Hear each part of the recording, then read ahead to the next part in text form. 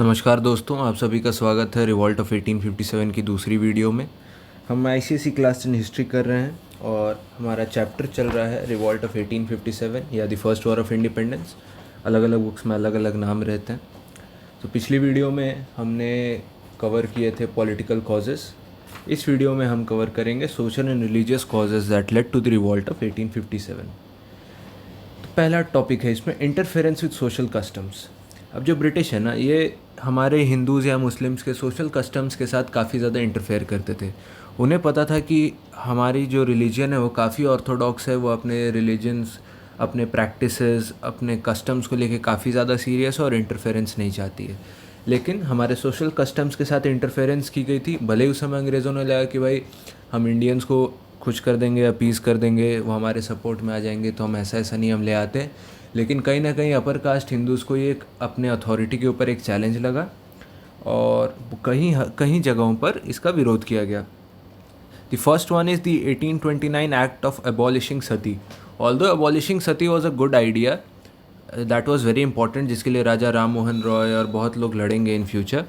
लेकिन at that point of time इसका काफ़ी विरोध किया गया और इसके वजह से इसे अनड्यू इंटरफेरेंस माना गया।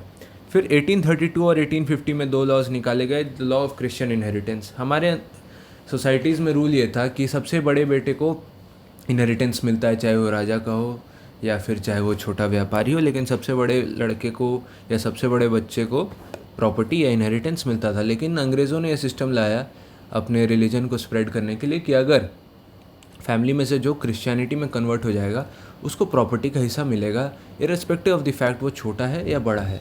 तो इसको लेके हमारे सोसाइटल सेटअप में काफ़ी ज़्यादा इंटरफेरेंस इसको समझा गया और रिलीजन में भी इसको इंटरफेरेंस समझा गया। 1856 में विडो रीमैरेज एक्ट आया। विडो रीमैरेज एक्ट इसलिए आया क्योंकि पहले के समय में विडोज़ को दोबारा शादी करने की अनुमति नहीं दी जाती थी, परमिशन नहीं दी जाती थी सोसाइटी के द्वारा। लेकिन अंग्रेज़ों ने 1856 में विडो रीमैरेज एक्ट लाया और हिंदुओं को लगा या फिर मुस्लिम्स या जो भी सोसाइटी है हमारे अंदर, उनको लगा कि हमारे रिलीजन या कस्टम्स में अनड्यू इंटरफेरेंस है। फिर एक्टिविटीज़ ऑफ मिशनरीज आई। The British encourage the Christian missionaries from Europe to spread Christianity in India. उनका ये मानना था कि अगर क्रिश्चियनिटी बढ़ेंगे तो अंग्रेज़ों की तरफ उनकी लॉयल्टी भी बढ़ेगी। और इन्होंने इसके लिए क्या किया, they translated the Bible into regional languages. उन्होंने वर्नाकुलर लैंग्वेजेस में बाइबल को ट्रांसलेट किया ताकि मासेज इसको पढ़ सकें। ये वही फार्मूला है जिसके तहत जैनिज़्म और बुद्धिज़्म बढ़े थे, पाली और प्राकृत में अपने स्क्रिप्चर्स फैलाकर। उसी तरह अंग्रेज़ों ने भी अपने स्क्रिप्चर्स को बोला कि भाई आप इसे फैलाइए और रीजनल और वर्नाकुलर लैंग्वेजेस में कीजिए। और ये मिशनरीज़ जो हैं ये हिंदूज़ और मुस्लिम्स के कस्टम्स को काफ़ी आउटडेटेड या काफ़ी पुराना कहते थे, जिसकी वजह से सेंटिमेंट्स हर्ट होती थी और कहीं ना कहीं एक मिसट्रस्ट की फीलिंग भी आती थी। मिशनरीज़ ने कॉन्वेंट स्कूल्स खोली जहाँ पे इंग्लिश एडुकेशन को फैलाया गया। इंग्लिश एडुकेशन के साथ क्रिश्चियन एडुकेशन भी कह सकते हैं, बाइबल, गॉस्पेल्स, प्रेयर्स, इन सब के थ्रू एक क्रिश्चियनिटी का एक आइडिया इन लोगों में स्प्रेड करने की कोशिश की गई वाया एडुकेशन। और टेम्पल्स और मोस्क के द्वारा जो प्रॉपर्टी होल्ड की जाती थी उस समय में, उन पर टैक्स लगा दिया गया, तो इसको काफ़ी ज़्यादा लोग बुरा मानने लगे। Other factors, people were suspicious of the introduction of modern innovations like railways and telegraphs. ये जो टेलीग्राफ पोल थे या रेलवे थी ना, इसको लेके काफ़ी ज़्यादा लोग सस्पिशन में आ गए थे कि भाई ये क्यों कर रहे हैं अंग्रेज़। इनका ये मानना था कि जो टेलीग्राफ पोल्स लगाई गई हैं उनका इस्तेमाल नाम भर के लिए टेलीग्राफ पोल के लिए, लेकिन उसका इस्तेमाल किया जाएगा फांसी लगाने के लिए। किसको फांसी लगाने के लिए? जो अंग्रेज़ी शासन के खिलाफ आवाज़ उठाएंगे, जो अंग्रेज़ी रूल के खिलाफ, इंग्लिश रूल के खिलाफ प्रोटेस्ट करेंगे, उनको फांसी लगाने के लिए इन टेलीग्राफ पोल्स को लगाया गया है। हालांकि ऐसा सही नहीं था, लेकिन उस समय के लोग यही मानते थे। और रेलवेज़ में लोगों को ये दिक्कत थी कि भाई रेलवेज़ में कंपार्टमेंट सामने सामने है, तो ये अपर कास्ट लोअर कास्ट को आमने सामने बैठा देंगे। तो जो लोग परछाई तक से भी कांटेक्ट में नहीं आना चाहते थे, उनको अगर आमने सामने बैठा देंगे तो इसको अपर कास्ट लोगों ने समझा कि भाई ये तो मेरे लिए एक इन्फ्रिंजमेंट है, मेरे रिलीजन पे एक चोट है। अब जो एम्फेसिस था लर्निंग का वो ओरिएंटल यानी कि हमारी ईस्टर्न लर्निंग से हट के अब वेस्टर्न लर्निंग की तरफ जा रहा था। और जो हमारे पंडित्स और मौलवीज पढ़ाते थे हमारे इंडिया के ओरिजिनल कल्चर के बारे में या चीज़ें के बारे में, उससे हटाकर अब एक इंग्लिश हिस्ट्री या इंग्लिश लिटरेचर ऐसी चीज़ें पढ़ाने लगे जो लोगों का इन्फ्लुएंस वेस्ट की तरफ करेंगे। अगर लोग वेस्ट के बारे में ज़्यादा जानेंगे, ज़्यादा एडमायर करेंगे, तो ये सामान्य बात है कि लोग वेस्ट को ज़्यादा सपोर्ट भी करेंगे। अब पॉलिसी ऑफ रेशियल डिस्क्रिमिनेशन लाया गया। अब ये जो ईस्ट इंडिया कंपनी और जो इंग्लिश है ना, अंग्रेज़ी, इंडियंस को वाइट मैन्स बर्डन कहते थे कि तुम हमारे वजह से चल रहे हो, you are meant to be ruled, कि तुम्हें तो रूल करने लायक भी तुम नहीं हो, लेकिन हम तुम पे एहसान करें तुम पे रूल करके। तो ये एरोगेंस का जो एक्ट था, इस रेशियल डिस्क्रिमिनेशन कि भाई इंडियंस एंड डॉग्स अलग और अंग्रेज़ अलग, तो इसको काफ़ी ज़्यादा एक बुरे सेंस में लिया गया और लिया जाना भी चाहिए था। Unjust discrimination alienated the British from the Indian masses. अब इंडियन मासेज भी अंग्रेज़ों को बुरी नज़र से देखने लगे। फिर अगला आता है इकोनॉमिक कॉजेज़, कि ये तो था हमारा सोशल और रिलीजियस कॉजेज़ कि भाई आप हमारे धर्म में, हमारे सोसाइटल सेटअप के साथ ऐसा छेड़छाड़ कर रहे हो तो हम नहीं सुनेंगे। लेकिन इकोनॉमिक कॉजेज़ भी थे ढेर सारे, कि भारत का जो इकोनॉमी था, अर्थशास्त्र था, उसको काफ़ी ज़्यादा आर्थिक रूप से काफ़ी ज़्यादा चोट पहुँची। Exploitation of India's economic resources, जो अंग्रेज़ है ना, इंडिया को एग्रेरियन यानी कि एग्रीकल्चरल इकोनॉमी से हटा के इकोनॉमिक कॉलोनी बना दिया, जो कि इंडिया एग्रीकल्चर पे सस्टेन करती थी, ग्रो करती थी अपने रिसोर्सेज पे, लेकिन अब वो क्या बन गई, अब वो एक इकोनॉमिक कॉलोनी बन गई। और इकोनॉमिक कॉलोनी क्यों बनी? So that they can serve the interest of industrial England. उस समय इंग्लैंड में काफ़ी ज़्यादा रिवॉल्यूशन हो रहा था, रेनेसा इंडस्ट्रियल रिवॉल्यूशन, काफ़ी कुछ हो रहा था, काफ़ी फैक्ट्री लग रही थी, फिर हमारे इन्वेंशंस हो रहे थे, बहुत चीज़ें हो रही थी, तो उसमें चीज़ें लगती थी, मिनरल्स लगते, रॉ मटेरियल्स लगता, तो इंडिया को एग्रीकल्चर से हटा के अब एक रॉ मटेरियल सप्लायर बना दिया इन्होंने। और इसके बाद क्या किया इन्होंने कि इंडिया के जो कॉटेज इंडस्ट्रीज़ हैं, या फिर इंडिया के जो इंडस्ट्रीज़ हैं, या इंडियन जो हैंडीक्राफ्ट है, उनको कॉम्पीट कराने लगे अंग्रेज़ों के साथ, जिसकी वजह से इंडिया का जो एग्रीकल्चर भी डूबा और इंडिया के जो कॉटेज इंडस्ट्रीज़ थी वो भी डूब गई। फिर subordination of Indian industry, the textile made in the textile industry of India was made to compete with the factory made textile of England, which led to the deterioration of the condition of Indian industries.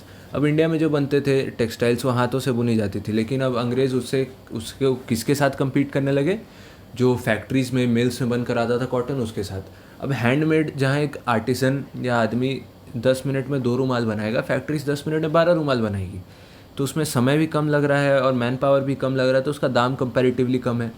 अब लोग तो कम दाम वाली चीज़ें ही खरीदेंगे, जिसके वजह से क्या हो रहा था, जो हमारे इंडियन हैंडीक्राफ्ट इंडस्ट्री या कॉटेज इंडस्ट्री है, उसको पैसे नहीं आ पा रहे थे, जिसकी वजह से ये डूब रही थी।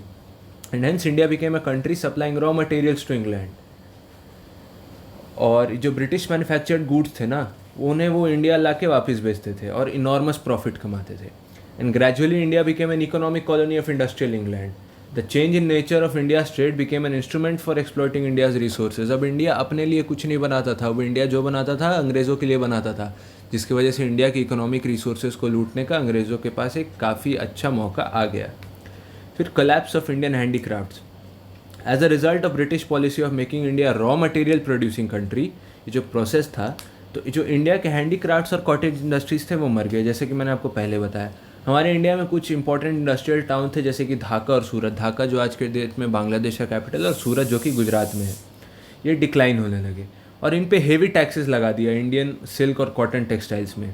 जो ब्रिटेन जाके बेचते थे उन पर भी काफ़ी ज़्यादा टेक्सटाइल और बाकी जो भी गुड्स था उस पर काफ़ी ज़्यादा टैक्स लगा दिया। अब इतने टैक्स ला के अंग्रेज़ क्यों ही खरीदेंगे? क्वालिटी अच्छी है लेकिन दाम बहुत ज़्यादा है, तो वहाँ भी नहीं बिका, कहीं नहीं बिक रहा था। इसी की वजह से इंडिया का इंडस्ट्री डिक्लाइन करने लगा। अगला है ड्रेन ऑफ वेल्थ। अब ड्रेन ऑफ वेल्थ तो होना है था ही, क्योंकि इंडिया को अपना ये कुछ बनाने दे नहीं रहे थे और सब कुछ करवा रहे थे सप्लाई के लिए। अब जब सब कुछ सप्लाई हो रहा है, इंडिया का कुछ बिक ही नहीं रहा है, सारे प्रॉफिट्स अंग्रेज़ ले जा रहे हैं और इंडिया को कुछ प्रोपोर्शनेट इकोनॉमिक रिटर्न नहीं मिल रहा है अपने चीज़ों के लिए, तो ये ड्रेन ऑफ वेल्थ है। मतलब इंडिया मेहनत पे मेहनत करे जा रहा है, इंडिया के लोग मेहनत कर रहे हैं, लेकिन इंडिया को उसके बदले एक सब्सटेंशियल कुछ मिल ही नहीं रहा है। क्या मिल रहा है? बस कोड़े मिल रहे हैं, गोलियां मिल रही हैं, लेकिन कुछ पैसा ही नहीं मिल रहा है। और ऐसा भी नहीं था कि बस इकोनॉमी। अब भाई अंग्रेज़ों के जो बड़े बड़े ऑफिसर थे वो बड़े बड़े महलों में रहते थे, गाड़ियों में घूमते थे, उनकी सेना थी, उनके लिए नाच गाना, शराब, सब कुछ होता था। तो इसका जो खर्च आता था वो भी ये ब्रिटिश से नहीं लेते थे, ब्रिटिश गवर्नमेंट से या कंपनी से, ये भी वो इंडियन से ही लेते थे। मतलब वो हमारे रॉ मटेरियल्स भी हम ही से ले रहे हैं, अपनी सैलरी भी हम ही से ले रहे हैं और हमें उसके बदले में कुछ दे भी नहीं रहे हैं। इसी के लिए जॉन सलीवन, जो कि मद्रास के बोर्ड ऑफ रेवेन्यू के प्रेसिडेंट थे, जिनके अंदर ये सारे रेवेन्यू चीज़ें आती थी, उन्होंने कहा कि our system acts very much like a sponge. हमारा जो सिस्टम है वो स्पॉन्ज की तरह काम करता है, sucking up all the good things from the bank of Ganges and squeezing them down on the banks of Thames. कि वो सब कुछ भारत के गंगा नदी से चूस रहा है और इंग्लैंड के थेम्स नदी में जाके उसको गिरा दे रहा है, मतलब ड्रेन ऑफ वेल्थ हो रहा है। Unemployment among the people. अब डलहौसी की जो पॉलिसी थी इनडिस्क्रिमिनेट एनेक्सेशन, वो सब कुछ एनेक्स करना चाहते थे, सब जगह ब्रिटिशर्स होते, तो इंडियंस तो बेरोजगार हो गए थे। अब इंडियंस बेरोजगार हो गए, अनएम्प्लॉयड हो गए, तो क्या हुआ, काफ़ी ज़्यादा आर्मीज डिसबैंड हो गई, दुकानें बंद हो गई, इंडस्ट्रीज़ बंद हो गई, तो सारे लोग तकरीबन तो बेरोजगार थे। और इन बेरोजगार लोगों ने क्या सोचा, इन बेरोजगार लोगों ने सोचा कि भैया बहुत हो गया इनका ड्रामा, अब हम इनके खिलाफ रिवॉल्ट करेंगे। ठीक है। फिर आता resumption of tax free land. सब जो ज़मींदार थे, जागीरदार थे, जो मुगलों से चले आ रहे थे, उनके अंदर काफ़ी ज़मीन थी जहाँ वो खेती करते थे, लोगों की प्रॉब्लम सॉल्व करते थे। लेकिन अंग्रेज़ों ने क्या किया, अंग्रेज़ों ने ज़मीन को टैक्स फ्री कर दिया, अपने अंदर ले लिया कि भाई अब ज़मीन हमारी, हम तुम्हें टैक्स नहीं देंगे, ठीक है, सारी ज़मीन हमारी, तुम अब जाओ, अब हम इस पर खेती कराएंगे और बेचेंगे। तो इसमें पीजेंट्स का भी लॉस, पीजेंट्स को भी कुछ नहीं मिल रहा, ना रहने के लिए ना कुछ करने के लिए, और इसमें ज़मींदारों का भी लॉस, क्योंकि इनका तो सोर्स ऑफ इनकम बंद हो गया। तो ये स्वॉन एनिमीज़ बन गए, स्टॉन्च एनिमीज़ बन गए ईस्ट इंडिया कंपनी के। फिर पोवर्टी एंड फेमाइन। भाई काफ़ी ज़्यादा सुखाड़ वगैरह की स्थिति आ गई थी, इंडियन इकोनॉमी कोलैप्स हो गई, मासेस में पोवर्टी आ गई। इसके अलावा काफ़ी ज़्यादा सूखे वगैरह आ गए। क्यों? क्योंकि फार्मर्स को कुछ मिलता ही नहीं था ज़मीन वगैरह के लिए। उनको वो कुछ मांगे कि भाई ज़मीन के लिए पानी चाहिए, इरीगेशन चाहिए, ये चाहिए, तो कोड़े मिलते थे, उनकी बात कौन सुनता था। They were frustrated with their economic condition that they through the lot would improve only after British left India. इनको ऐसा फ्रस्ट्रेशन हो गया था, इन्होंने दिमाग में बैठा लिया कि भाई हमारी कंडीशन तभी ठीक होगी जब ब्रिटिश इंडिया छोड़ेंगे, उससे पहले तो कुछ होगा नहीं।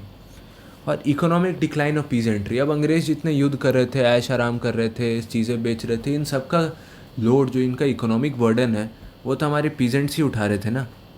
सारी खेती वही कर रहे थे, मजदूरी वही कर रहे थे, काम वही कर रहे थे, इंडस्ट्रीज़ तो बंद हो गई, सेनाएं बंद हो गई, तो ये सबका लोड किस पे पड़ा, पीजेंट्स का।